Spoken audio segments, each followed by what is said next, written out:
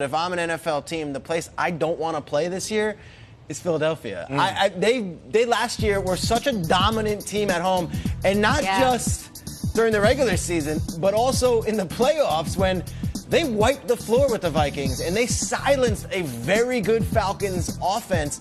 But you look at their season last year at home. They didn't lose a single game until week 17 at home when they lost to the Cowboys, and that was because they didn't have their number one guy. Sudfeld's the quarterback, whatever else.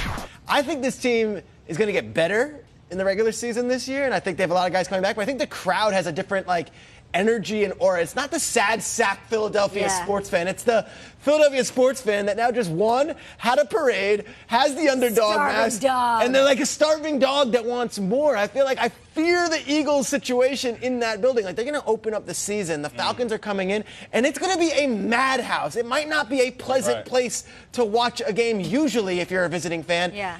I don't know if it's a good place if you're a visiting fan to come and hang out. I don't think that's the feeling anymore. You're not going to come away with a victory. I don't know if that was ever the feeling. Those Eagles fans, they embody the team right now, and they've got this new confidence and a little bit of swagger and cockiness. I think the team's going to feed off that. I don't know if the Eagles lose a single game at home this year. I don't know if that's even possible. Do you think they bring the dog masks back all season? Is that just going to be one and the same? I feel like they have to. I don't think so. I think they turn the page on this. You think they're going to go with the dog masks? Fans. I feel like I feel like the players might leave it alone. I feel like the fans will, though. I agree with you, though. Like, my middle son, Nehemiah, he's the one that's just growing big, and he has big shoulders. And all he does is eat. I mean, he eats and eats and eats. And, he'll have his first meal, then he'll have seconds.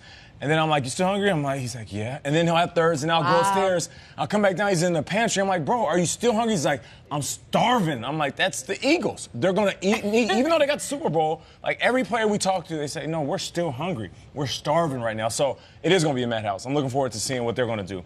The team that I'm going with a different spin on this. Because for me, it's about the energy that you bring to the stadium and what the fans are expecting the following season. That's where the hype comes from. Because when you talk to fans in the streets, when I was a player, it's all about what they thought was going to happen the following season. For the Eagles, it's can we go back-to-back? I think for the Houston Texans, it's who we got coming back. Now, for all these different players, you got J.J. Watt. Of course, there's a huge question mark around him. But then you got Whitney Mercilus, who went down. He's a big-time player defensively. And they added Tyrann Mathieu. Honey Badger is legit. And he's on a prove-it deal as a defensive player who, for the first time in his career, is comfortable. I didn't even start talking about the offensive side of the ball.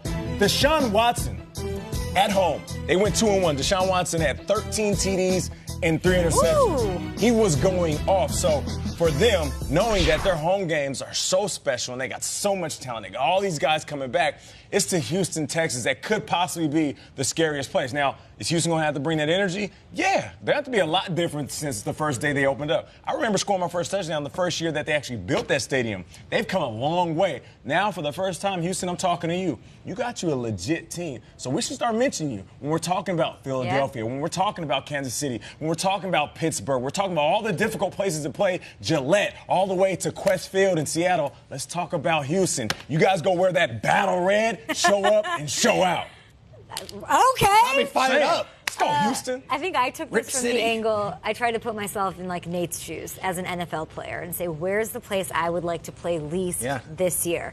And I would love to play in Seattle. I think it'd be energetic. Kansas City, I've been there 4 games. I like it.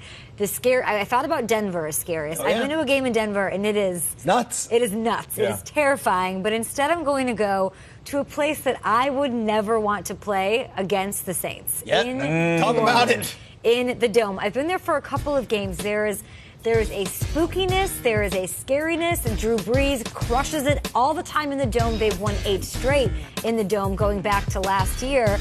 And Striggs, you've worked sidelines there. Isn't it just scary? It's different, and the fans are different. It is all about Saints football, and you get in that building, it gets louder, it gets eerie, and they do their chants, and it's like you are in their world, and you not only have to beat the Saints, you need to beat the Saints fans as well. It is very, very, very difficult to even think in that stadium when the Saints are rolling.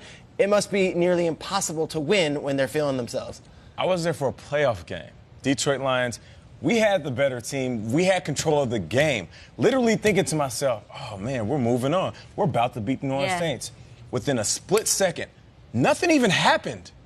They completely took control of the game. They took the energy out of us. It was the crowd, It was the team, it was the players, and all of a sudden, we started playing like this team that was running uphill or running underwater, and they just took control of the game. And that's that energy. That's that stadium.